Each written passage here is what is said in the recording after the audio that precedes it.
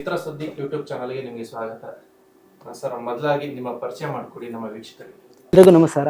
ನಾನು ಸಮರ್ಥ ಅಂತ ಅಥೆನೆ ಚಿತ್ರದ ನಾಯಕ ನಟ ಹಾಗೂ ನಿರ್ದೇಶಕ ಮಾತಾಡ್ತಿರೋದು ಸರ್. ಮೇಡಮ್, ನಿಮ್ಮ ಪರಿಚಯ. ನಮಸ್ತೆ ಸರ್, ನನ್ನ ಹೆಸರು ಮಧು ಅಂತ, ಹುಬ್ಳಿ ಹುಡುಗಿ. ಅಥೆನೆ ಚಿತ್ರದಲ್ಲಿ ನಾಯಕಿಯಾಗಿ ಆ್ಯಕ್ಟ್ ಮಾಡ್ತಾ ಇದ್ದೀನಿ. ನಮಸ್ಕಾರ, ನನ್ನ ಹೆಸರು ವಾಸುದೇವ್ ಆರ್ ಅಂತ. ನಮ್ಮದು ಪ್ರೊಡ್ಯೂಸರು ನಾವೇನೆ. ನಮ್ಮದು ಊರು ಬಂದ್ಬಿಟ್ಟು ದೊಡ್ಡ ಹೆಜ್ಜಾಜಿ ಗ್ರಾಮ. ಸರ್, ಅಥೆನೆ ಅನ್ನೋ ಸಿನಿಮಾದಲ್ಲಿ ಏನು ಸ್ಪೆಷಲ್ ಇದೆ ಸರ್? ಯಾಕೆ ಸಿನಿಮಾ ಈ ಸಿನಿಮಾ ನೋಡೋದು? ಸರ್, ಈ ಸಿನಿಮಾದಲ್ಲಿ ಎಲ್ಲ ಥರನೂ ಇದೆ. ಸಸ್ಪೆನ್ಸ್ ಇದೆ, ಥ್ರಿಲ್ಲರ್ ಇದೆ, ಕಾಮಿಡಿ ಇದೆ, ಒಳ್ಳೆ ಕಮರ್ಷಿಯಲ್ ಆಗಿದೆ ಸಿನಿಮಾ. ಒಂದು ರೈತರಿಗೆ ಒಂದು ಒಳ್ಳೆ ಮೆಸೇಜ್ ಇರೋಂಥ ಸಿನಿಮಾ. ತುಂಬ ಚೆನ್ನಾಗಿದೆ. ಅದಕ್ಕೋಸ್ಕರ ಸಿನಿಮಾ ನೋಡ್ಬೇಕು ಸರ್ ಜನ. ಸರ್, ನಿಮ್ಮ ಹಿನ್ನೆಲೆ ಏನು? ಅಂದರೆ ನೀವು ಮುಂಚೆ ಈ ಫಿಲಮ್ಗೆ ಡೈರೆಕ್ಟರ್ ಆಗಿದ್ದೀರಾ, ಹಾಗೆ ಹೀರೋ ಕೂಡ ಆಗಿದ್ದೀರಾ. ಹಾಗೆ ಮುಂಚೆ ಯಾವ್ದಾರ ಸಿನಿಮಾದಲ್ಲಿ ವರ್ಕ್ ಮಾಡಿದ್ದೀರಾ? ಸರ್, ಇದು ನಂದು 3ನೇ ಸಿನಿಮಾ ಸರ್. ಫಸ್ಟು ಒಂದು ನವೈತೇಸ್ ಅಂತ ಮಾಡಿದ್ದು, ಆಮೇಲೆ ರುದ್ರ ಕಣಿವೆ ಅಂತ ಒಂದು ಮಾಡಿದ್ದು. ಇದು ಅಥೆನೆ ಅಂತ 3ನೇ ಸಿನಿಮಾ ಮಾಡ್ತಿರೋದು ಸರ್. ಸರ್, ಈ 3ನೇ ಸಿನಿಮಾದಲ್ಲಿ ನೀವೇ ಹೀರೋ ಆಗಬೇಕು ಅಂತ ಯಾಕೆ? ಹಂಗೇನಿಲ್ಲ ಸರ್, ಇದು ಕತೆ ತುಂಬ ಚೆನ್ನಾಗಿತ್ತು. ನಮ್ಮ ಫ್ರೆಂಡ್ ಸರ್ಕಲ್ಲು ನಮಗೆ ಸಪೋರ್ಟ್ ಮಾಡಿದ್ರಲ್ಲ, ನೀವೇ ಮಾಡಿ ಮಾಡಿ ಮಾಡಿ ಅಂದರು. ಹಾಗಾಗಿ ನಾನು ಎರಡನ್ನೂ ಬ್ಯಾಲೆನ್ಸ್ ಮಾಡಿದೆ ಸರ್. ಮೇಡಮ್, ಈ ಸಿನಿಮಾದಲ್ಲಿ ನಿಮ್ಮ ಕ್ಯಾರೆಕ್ಟರ್ ಎಷ್ಟು ನಿಮಗೆ ತೃಪ್ತಿ ಕೊಟ್ಟಿದೆ? ಯಾಕೆ ಈ ಸಿನಿಮಾ ಒಪ್ಕೊಂಡ್ರಿ? ಸರ್, ಈ ಸಿನಿಮಾದಲ್ಲಿ ಕತೆ ಚೆನ್ನಾಗಿದೆ. ನಾನು ಎರಡು ರೋಲ್ ಪ್ಲೇ ಮಾಡಿದ್ದೀನಿ. ನನ್ನ ಕ್ಯಾರೆಕ್ಟರ್ಸ್ ತುಂಬ ಇಷ್ಟ ಆಯಿತು. ನನ್ನ ಬೆಸ್ಟ್ ಕೊಟ್ಟು ಆ ಕ್ಯಾರೆಕ್ಟರ್ನ ನಾನು ಪ್ಲೇ ಮಾಡಿದ್ದೀನಿ. ಮೊದಲು ಕತೆನ ಒಪ್ಕೊಳ್ಳೋಕೆ ಕಾರಣನೇ ಸ್ಟೋರಿ ಸರ್. ನನಗೆ ಆ ಸ್ಟೋರಿ ತುಂಬ ಕನೆಕ್ಟ್ ಅನ್ನಿಸ್ತು. ಹಾಗೆ ತುಂಬ ಒಳ್ಳೆ ಕತೆ ಇದೆ ಅದಕ್ಕೆ. ಸರ್, ನಿಮ್ಮ ಸಿನಿಮಾದಲ್ಲಿ ಮುಖ್ಯ ಪಾತ್ರ ಅಂದ್ರೆ ಬಂಡವಾಳ ಹೂಡ ಪಾತ್ರದಲ್ಲಿ ನೀವಿದ್ದೀರಾ. ಈ ಪಾತ್ರನ ಯಾಕೆ ಆಯ್ಕೆ ಮಾಡ್ಕೊಂಡ್ರಿ? ಸರ್, ಪಾತ್ರ ಅಂದರೆ ಬಂಡವಾಳ ಹೂಡ ಪಾತ್ರ ಸರ್, ಅಂದ್ರೆ ಸರ್ ಪ್ರೊಡ್ಯೂಸರ್ ಪಾತ್ರ ಏನಕ್ಕೆ ಅಂದರೆ, ಈ ಕತೆ ಮೇಯ್ನು ರೈತರಿಗೆಲ್ಲ ಒಂದು ಸಂದೇಶ ಕೊಡೋ ಅಂಥ ಮೂವಿ. ಆಮೇಲೆ ಯಾರೋ ಒಬ್ರಿಗೆ ನಾನೇ ಹೇಳಿದ್ರು ಕೂಡ ಅದನ್ನು ಕೇಳಲ್ಲ. ಅದೇ ಒಂದು ಸಿನಿಮಾ ಮುಖಾಂತರ ಟಚಬಲ್ ಆದರೆ ಪ್ರತಿಯೊಬ್ಬರು ನೋಡ್ತಾರೆ, ಅದೊಂದು ಸ್ವಲ್ಪ ತಿಳ್ಕೊಂತಾರೆ. ಮುಂದೆ ಫ್ಯೂಚರಲ್ಲಿ ಅವರು ಈ ಥರ ಒಂದು ಕಾನೂನು ಇತ್ತು, ಈ ಥರ ಒಂದು ಊರಿಗೆ ನೆರವು ಸಿಕ್ತು, ಈ ಥರ ಒಂದು ಸ್ವಲ್ಪ ಕಾನೂನು ಬಗ್ಗೆ ಸ್ವಲ್ಪ ಅರಿವು ಮೂಡಲಿ ಅಂತ ಹೇಳ್ಬಿಟ್ಟು ಇದಕ್ಕೆ ಬಂಡವಾಳ ಹೂಡಿಕೆ ಮಾಡಿದ್ದೀನಿ ಸರ್. ಈ ಚಿತ್ರದಲ್ಲಿ ಹೆಸರಾಂತ ಕಲಾವಿದರು ಇದ್ದಾರೆ, ಅಂದ್ರೆ ತುಂಬಾ ಹಿರಿಯ ಕಲಾವಿದರು. ಅವ್ರ ಜೊತೆ ನಿಮ್ಮ ಪಾತ್ರ ಹಂಚ್ಕೊಳ್ಳೋದು ಹೇಗಿತ್ತು ಸರ್, ನಿಮ್ಮ ಅನುಭವ? ತುಂಬ ಖುಷಿ ಇತ್ತು ಸರ್. ಈ ಎಲ್ಲ ದೊಡ್ಡ ದೊಡ್ಡ ಕಲಾವಿದರು ಇದ್ದರೂ ನನಗೆಲ್ಲ ತುಂಬ ಸಪೋರ್ಟ್ ಮಾಡಿದ್ರು. ಪ್ರತಿಯೊಬ್ಬರು ಸಪೋರ್ಟ್ ಮಾಡಿದ್ದಾರೆ.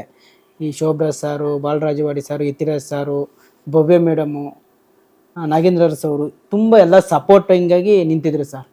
ಯಾಕೆಂದರೆ ನಾವು ಹೊಸಬ್ರಿಗೆ ಈಗ ದೊಡ್ಡ ದೊಡ್ಡ ಕಲಾವಿದರು ಸಪೋರ್ಟಿಂಗಾಗಿ ನಿಂತ್ಕೊಂಡ್ರೆ ಸಿನಿಮಾ ಚೆನ್ನಾಗಿ ಬರೋದು ಸರ್. ತುಂಬ ಕೋಆಪ್ರೇಟ್ ಮಾಡೋರು. ತುಂಬ ಖುಷಿ ಆಯಿತು ಸರ್. ಆ ಟ್ರೈಲರ್ ನೋಡಿದ್ರೆ ಒಂದು ಆಕ್ಷನ್ ಮಾಸ್ ಆಗಿ ಬರ್ತಾ ಇದೆ. ಹೇಗೆ ವರ್ಕೌಟ್ ಆಗುತ್ತೆ ಸರ್? ಈ ಸಿನಿಮಾದು ರೈತರ ಬಗ್ಗೆ ಮಾಡಿರೋ ಸಿನಿಮಾ. ನನ್ನ ಸಿನಿಮಾ ಟ್ರೈಲರಲ್ಲಿ ಎಲ್ಲ ಸಸ್ಪೆನ್ಸ್ ಥ್ರಿಲ್ಲರೇ ನಾವು ತೋರಿಸಿದ್ದೀವಿ. ಈ ಸಿನಿಮಾ ಜನ ಥಿಯೇಟ್ರಿಗೆ ಬಂದು ನೋಡಿದಾಗ ಅದು ರೈತರ ಬಗ್ಗೆ ಅನ್ನೋದು ಗೊತ್ತಾಗುತ್ತೆ ಸರ್.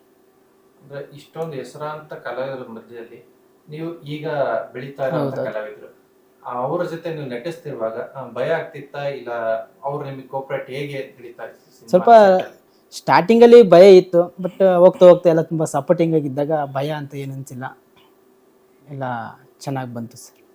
ಓಕೆ, ಅದೇ ತರ ಮೇಡಮ್ ನಿಮಗೆ ಕೇಳಿದರೆ, ಸಿನಿಮಾದಲ್ಲಿ ಪ್ರೇಕ್ಷಕರಿಗೆ ಎಷ್ಟು ಎಫೆಕ್ಟ್ ಕೊಡುತ್ತೆ ನಿಮ್ಮ ಸಿನಿಮಾ? ತುಂಬ ಎಫೆಕ್ಟ್ ಕೊಡುತ್ತೆ ಸರ್. ಅವರು ಥಿಯೇಟ್ರಿಗೆ ಬಂದು ಸಿನಿಮಾನ ನೋಡಿದ್ರೆ ಅದರಿಂದ ಒಂದು ಏನಾದರೂ ಕಲಿತಾರೆ, ಏನಾದರೂ ಒಂದು ನಾಲೆಜ್ ತೊಗೊಂಡೇ ಹೋಗ್ತಾರೆ. ಯಾಕಂದರೆ ಒಂದು ಮೆಸೇಜ್ ಇಟ್ಕೊಂಡು ಒಂದು ಕಥೆನ ಅದರಿಂದ ಹೇಗೆ ಜನ ರೈತರನ್ನ ನೋಡೋ ದೃಷ್ಟಿ ಆಗಿರ್ಬೋದು, ಅಥವಾ ಅವ್ರು ಎದುರಿಸ್ತಾ ಇರೋ ಸಮಸ್ಯೆಗಳಾಗಿರ್ಬೋದು, ಅಥವಾ ಕಾನೂನಿಂದ ಬಂದಂಥ ಒಂದಿಷ್ಟು ಸೌಲಭ್ಯಗಳು ಅವರಿಗೆ ತಲುಪಿರಂಗಿಲ್ಲ. ಸೊ ಅದೆಲ್ಲ ಹೆಂಗೆ ಮಿಸ್ ಆಗತೈತಿ, ಏನು ಅದರೆಲ್ಲರ ಬಗ್ಗೆನೂ ಗೊತ್ತಾಗುತ್ತೆ ಸರ್. ಆಮೇಲೆ ನಾವು ಅವ್ರನ್ನ ನೋಡೋ ರೀತಿ ಚೇಂಜ್ ಆಕೈತಿ. ಈಗ ಪ್ರೆಸೆಂಟ್ ಸಿಚುಯೇಷನ್ ಅಲ್ಲಿ ಕನ್ನಡ ಸಿನಿಮಾಗಳು ಉಳಿತಾ ಇಲ್ಲ.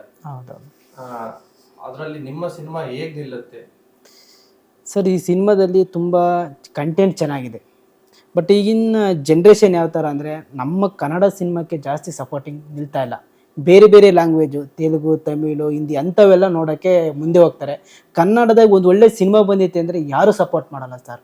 ನಾನು ಜನಗಳಿಗೆ ಹೇಳೋದಿಷ್ಟೇ, ಫಸ್ಟು ಕನ್ನಡನ ಪ್ರೀತಿಸಬೇಕು, ಕನ್ನಡ ಸಿನಿಮಾನ ಬೆಳೆಸಬೇಕು. ಕನ್ನಡದಲ್ಲಿ ಸಿನಿಮಾಗಳ್ನ ನೋಡಿದ್ರೆ ಒಳ್ಳೆ ಪ್ರೊಡ್ಯೂಸರು ಮುಂದೆ ಬರ್ತಾರೆ ಸಿನಿಮಾ ಮಾಡೋಕ್ಕೆ. ದಯವಿಟ್ಟು ಎಲ್ಲರೂ ಕನ್ನಡ ಸಿನಿಮಾ ನೋಡಬೇಕು, ಬೇರೆ ಬೇರೆ ಲ್ಯಾಂಗ್ವೇಜ್ನೆಲ್ಲ ಸ್ವಲ್ಪ ಕಡಿಮೆ ಮಾಡಬೇಕು ಅಂತ ಹೇಳ್ತೀನಿ. ಯಾಕೆಂದರೆ ಎಲ್ಲರೂ ಕನ್ನಡ ಕನ್ನಡ ಕನ್ನಡ ಅಂತ ಬರೀ ಬಾಯಿ ಮಾತಲ್ಲಿ ಹೇಳ್ತಾರೆ ಸರ್.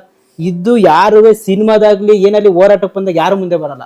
ಬರೀ ಎಲ್ಲ ಕನ್ನಡ ಕನ್ನಡ, ಬರೀ ಕನ್ನಡ ರಾಜ್ಯೋತ್ಸವ ಅಂತ ಬಂದು ಬಾವುಟಾರಿಸ್ತಾರೆ.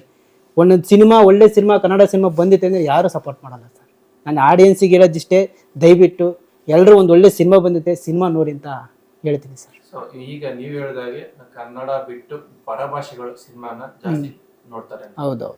ಅದೇ ರೀತಿಯಾಗಿ ಈಗ ಒಂದು ಸದ್ಯದ ಒಂದು ಕಾಂಟ್ರವರ್ಸಿ ಆಯಿತು.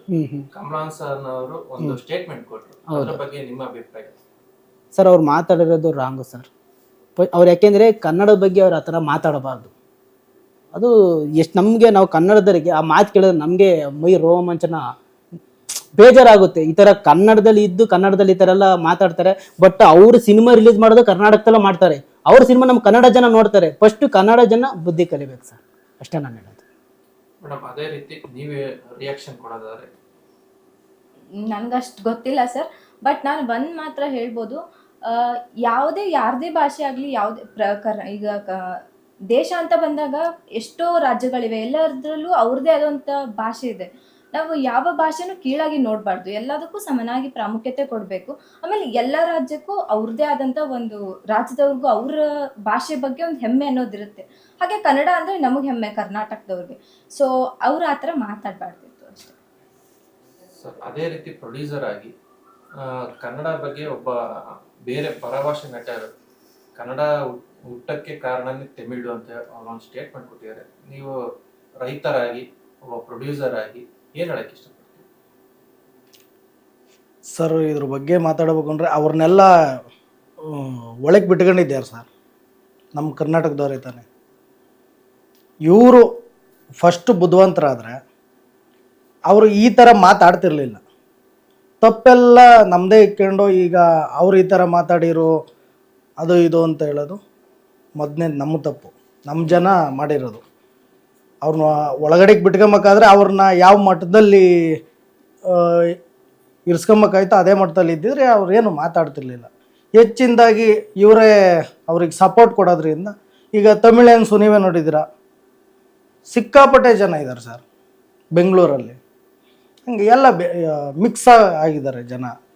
ಆದ್ದರಿಂದ ಅವ್ರು ಮಾತಾಡಿರೋ ತಪ್ಪೇ, ಆದರೂ ಕೂಡ ನಮ್ಮ ಜನ ಸ್ವಲ್ಪ ಉಬ್ಸಿರೋದಕ್ಕೆ ಅವರು ಈ ಮಾತಾಡೋಕ್ಕೆ ಒಂದು ಕಾರಣ ಅಂತ ಹೇಳ್ಬೋದು ಅಷ್ಟೆ.